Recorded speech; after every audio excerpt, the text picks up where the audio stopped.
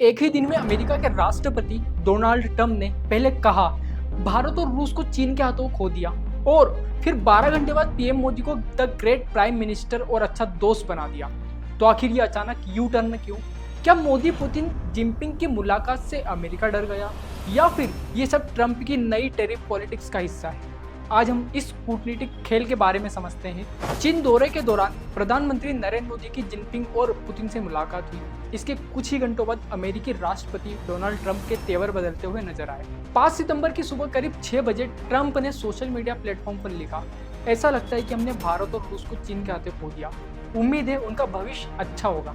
लेकिन शाम होते होते यानी 12 घंटे बाद ही उन्होंने लिखा, मैं हमेशा मोदी का दोस्त रहूंगा, वह एक ग्रेट प्राइम मिनिस्टर है। भारत के साथ रिश्तों को रिसेट करने के लिए मैं हमेशा तैयार हूँ। हालांकि भारत का रूसी तेल खरीदना निराशाजनक है। इस पर 6 अगस्त की सुबह पीएम मोदी ने ट्विटर पर जवाब दिया, राष्ट्रपति ट्रंप की भावनाओं और संबंधों को लेकर उनके विचारों की मैं दिल से सराहना करता हूँ। भारत और अमेरिका की साझेदारी सकारात्मक, दूरदर्शी और वैश्विक कूटनीति में अहम है। विदेश मंत्री एस जयशंकर ने भी कहा, पीएम मोदी अमेरिका के साथ साझेदारी को बहुत महत्व देते हैं। जहां तक राष्ट्रपति ट्रंप का सवाल है, उनके और मोदी जी के रिश्ते हमेशा अच्छे रहे।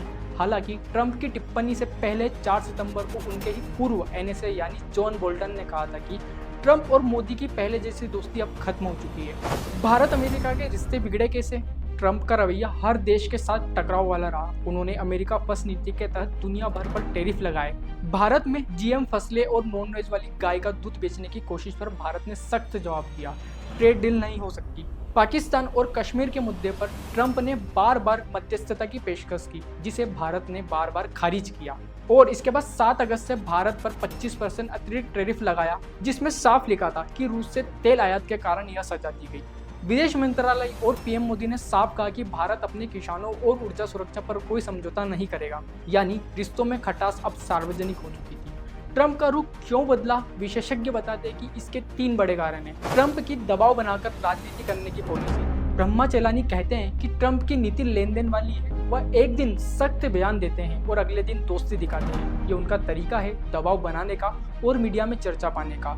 अमेरिका में ट्रंप की पॉलिसी का विरोध। जॉन बोल्टन, जैक सुलिवन और निकी हेली जैसे नामी चेहरों ने ट्रंप की नीतियों का विरोध किया। बोल्टन ने कहा कि ट्रंप के फैसले से भारत रूसी चीन करीब आ गए।